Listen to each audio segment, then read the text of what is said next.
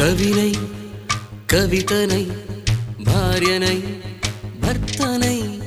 కవినై కవితనై భార్యనై భర్తనై మల్లెల దారిలో మంచు ఎడారిలో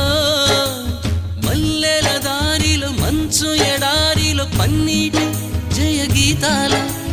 కన్నీటి జలపాతాల నాతో నేను అనుగమిస్తూ నాతో నేనే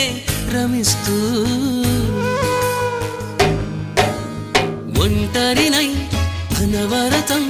కంటున్నాను నిరంతరం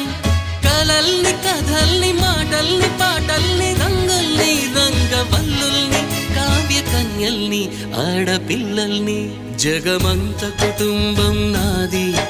ఏకాకి జీవితం నాది